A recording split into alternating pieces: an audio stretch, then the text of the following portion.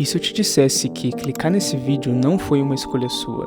Na verdade, se você continuar assistindo ou até mesmo se decidir sair, não importa. Ainda não será uma decisão plenamente sua. Nesse vídeo, vamos explorar a teoria da não existência do livre-arbítrio. Antes de qualquer outra coisa, precisamos definir qual o conceito de livre-arbítrio. E dependendo do ângulo que se olha, as definições podem ser levemente divergentes.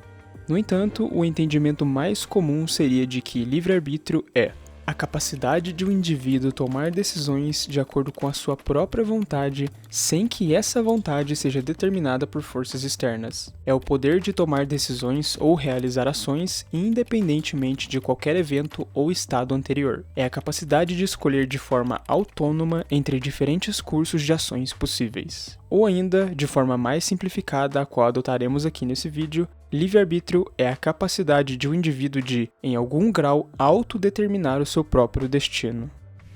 Existem diversas maneiras de se confrontar a existência do livre-arbítrio, como por exemplo o experimento de Benjamin Libet, que demonstra que a atividade cerebral na tomada de uma decisão ocorre antes do indivíduo ter a consciência daquela decisão tomada, ou por exemplo como a genética influencia na sua personalidade e que portanto influencia nas suas decisões, ou ainda pela teoria do comportamentalismo, baseada na ideia de que a nossa interação com o ambiente molda as nossas decisões, ou pelo fato de que dizemos para nós mesmos que seremos mais produtivos, mas aqui estamos assistindo a vídeos no YouTube. No entanto, aqui nós iremos nos limitar a uma abordagem mais prática, dinâmica e com uma dose extra de filosofia.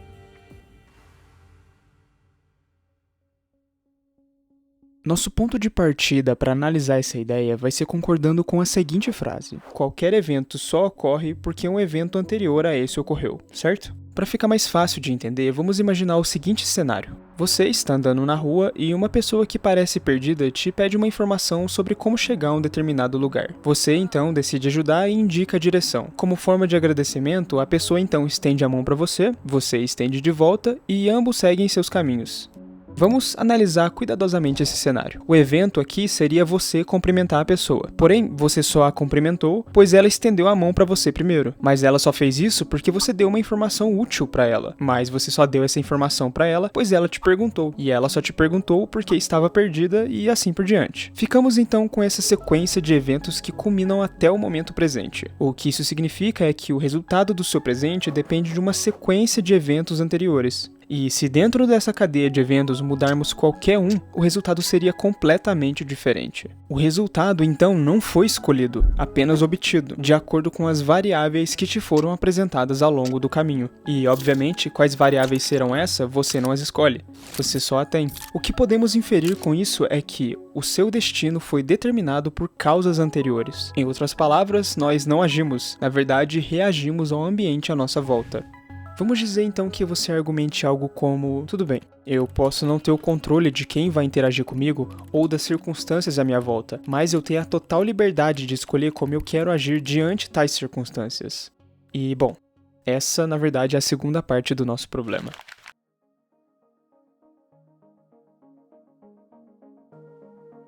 Estabelecemos então que temos escolhas, mas essas escolhas são limitadas pelo nosso ambiente. Porém, mesmo que tenhamos escolhas limitadas, ainda podemos decidir dentro dessas escolhas quais delas queremos, certo? Bom, eu não teria tanta certeza.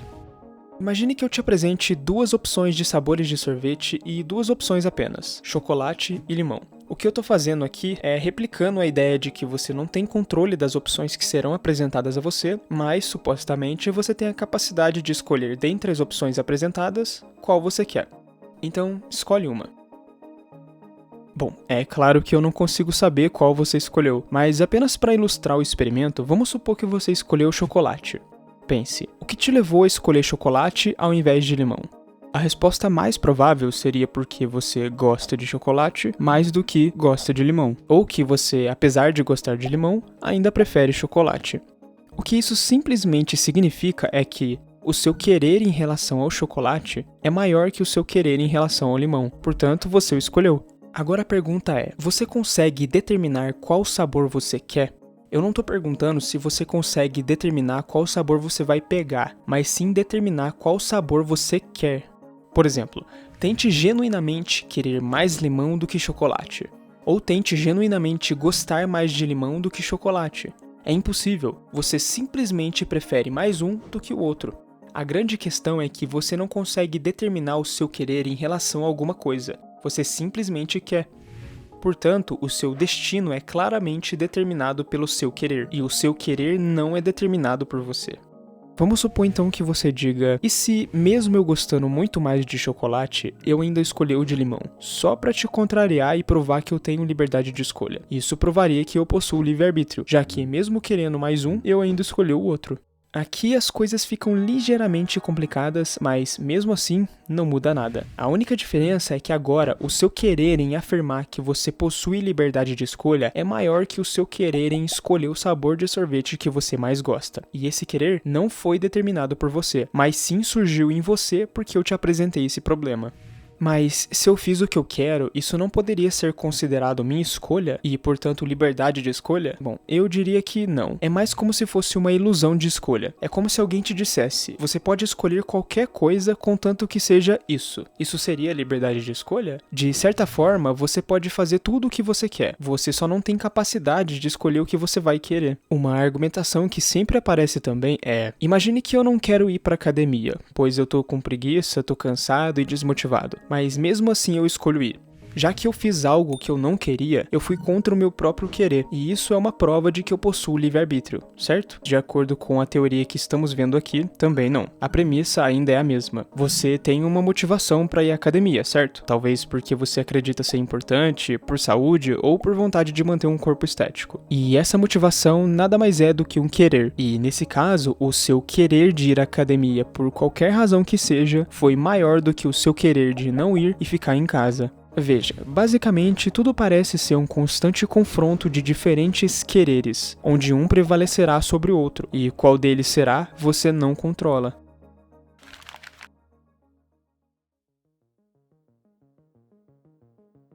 Imagine uma jogada em uma mesa de sinuca. Quando você faz essa jogada, quais são as variáveis que determinam o que acontecerá com a bola branca e com as outras bolas?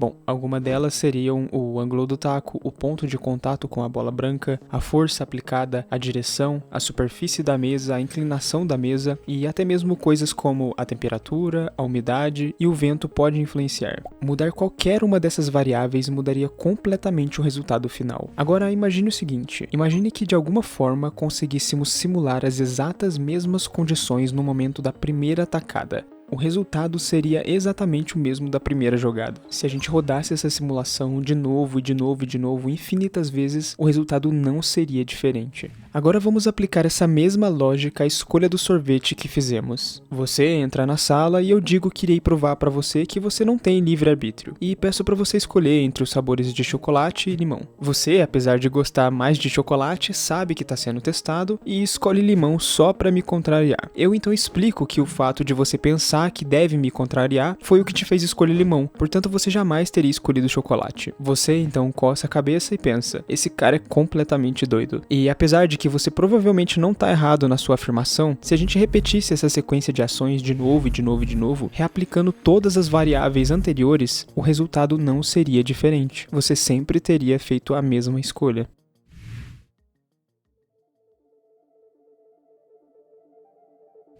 Ao contrário do que muitos pensam que essa ideia é negativa, ruim e pode até levar à imoralidade, ao ser analisada cuidadosamente, pode na verdade ser positiva, benéfica e trazer até paz de espírito. Vamos ver como. Imagine alguma escolha que você fez no passado, ou alguma coisa que você falou e achou que não deveria ter falado, algo que você fez e se arrependeu de ter feito. Agora, apenas para entendermos, tente se colocar na mesma exata posição que você estava quando aquilo ocorreu. O que essa teoria diz é que você não teria feito diferente.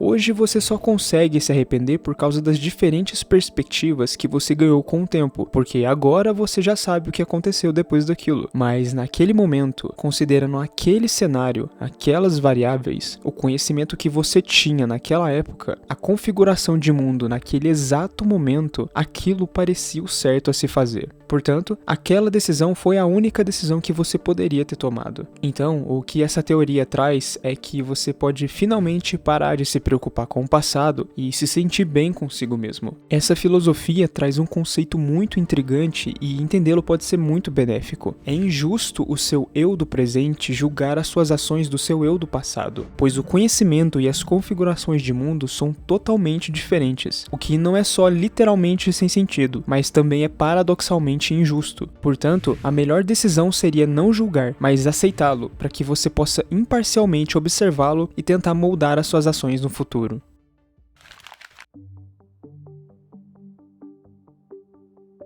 Bom, como eu citei no começo, isso é apenas uma teoria, e como qualquer teoria, podem haver problemas. Mas não problemas no sentido de algo ruim, mas sim de enigmas que requerem soluções, e aqui eu vou tentar resolver dois principais.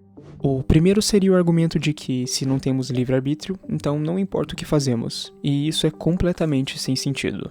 Causar algum mal a alguém terá consequências, seja elas quais forem. A lei, então, é criada para que a sociedade não se perca em um completo caos. Diferentes países e culturas possuem diferentes leis e regras das quais eles consideram serem corretas para manter a ordem. A sociedade da qual você está inserido agora tem um conjunto de regras para que os indivíduos consigam viver suas vidas da melhor maneira possível. Então, as ações que você faz importam sim, pois elas têm consequências, e essas consequências vão ditar a forma como você vai experienciar o futuro. Por exemplo, imagine que uma infestação de abelhas começa próximo a onde você vive, e aos poucos elas começam a invadir a sua casa. Você entende que as abelhas estão fazendo apenas o que as abelhas fazem, essa é a natureza delas. Mas a sociedade, nesse caso você e os moradores da sua casa, concordam que, para que a ordem seja mantida, a remoção delas é necessária. Então você o faz.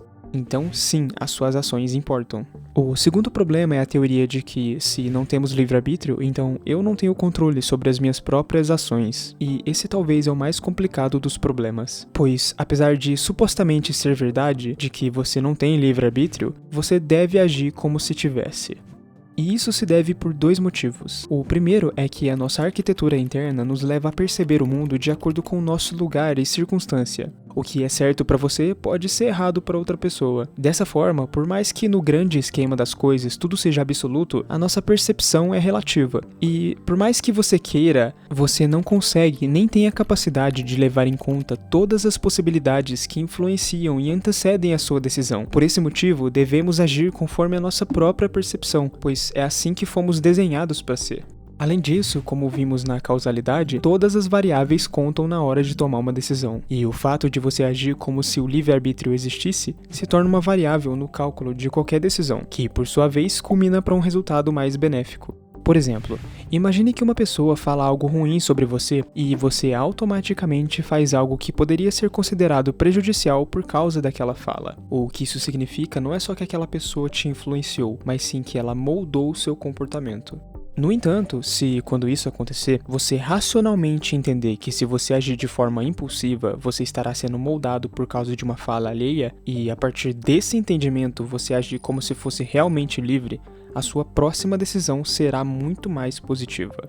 Você então terá entendido o problema. Existem diversas possibilidades, e não importa qual você siga, ela é causal. Porém, uma delas, no caso aqui você compreende a dinâmica da causalidade, te traz muito mais benefício que todas as outras possibilidades, e a partir daí, você age como se fosse livre e toma essa decisão, tendo um resultado final muito melhor.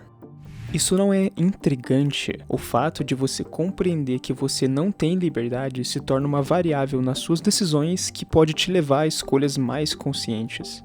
Eu sei, tudo isso é bem contraintuitivo, mas a maioria das verdades no universo não são nem um pouco intuitivas. Ah, e um fato bem curioso é que um recente estudo de 2017 concluiu que observamos que a descrença no livre-arbítrio teve um impacto positivo na moralidade das decisões em relação aos outros. E se parar pra pensar, isso faz sentido. Você tende a ser mais compreensivo, pois você passa a levar em conta que talvez aquela pessoa não tivesse escolha. Por exemplo, imagine um país onde não existam oportunidades de emprego ou de educação, de pobreza extrema. Devemos punir alguém que roubou comida pois seu filho estava com fome, prestes a morrer? É uma decisão meio difícil de se fazer, não é? No entanto, mais uma vez o bom senso deve perdurar, pois devemos ser compreensivos, mas a partir do momento que ela quebra as regras que nós estabelecemos serem fundamentais para a ordem, por exemplo, nos cause algum verdadeiro mal, deve haver punições e consequências. Regras e punições essas que devem ser bem pensadas para que cheguemos ao melhor consenso de justiça que uma sociedade pode alcançar. Chegamos então à última parte do nosso quebra-cabeça. Qual a melhor maneira de abordar essa situação? Para mim, seria da seguinte forma. Devemos compreender a dinâmica de causalidade o qual estamos todos incluídos, pois, de forma ponderada, pode nos levar a um julgamento moral mais positivo e justo. Em relação ao passado, não devemos nos apegar a ele, nem mesmo ser consumidos por arrependimentos, pois não poderia ter sido diferente e você tomou a melhor decisão possível com o conhecimento que você tinha. O passado, então, deve ser visto como fonte de aprendizado, e não como algo que cause perturbação. O presente deve ser o foco central da nossa atenção. Devemos permitir que a nossa faculdade condutora guie nossas ações utilizando a ilusão do livre-arbítrio como força motora auxiliar. Dessa forma, teremos decisões mais conscientes e positivas. Quanto ao futuro, devemos nos planejar e nos preparar, mas sem ansiedade ou preocupação excessiva, reconhecendo a sua incerteza, experienciando-o com serenidade para agir de maneira virtuosa e racional às circunstâncias à medida que elas se desdobram. E caso você tenha percebido, a resposta é sim. Essa abordagem tem uma forte relação com a filosofia estoica. Porém, esse tópico vamos deixar para um próximo vídeo. É claro que essa ideia tem outras implicações que também devem ser levadas em conta. No entanto, se fôssemos tratar todos os tópicos aqui, esse vídeo teria no mínimo umas 3 horas. Então, por enquanto, isso é tudo. Ah, e outra coisa é que, surpreendentemente, a não existência do livre-arbítrio não exclui a possibilidade da existência de Deus. Porém, isso também fica para um próximo vídeo. Agora eu quero saber de você. O que você acha? De verdade, eu quero realmente saber a sua opinião desse assunto. Você concorda com essa teoria? Discorda? Escreve a sua opinião aqui nos comentários e eu te garanto que eu vou ler e possivelmente te responder. Na descrição vão estar mais alguns conteúdos sobre esse tema, caso você queira se aprofundar ainda mais. Bom, por hoje é isso. Muito obrigado pela sua atenção e boa sorte.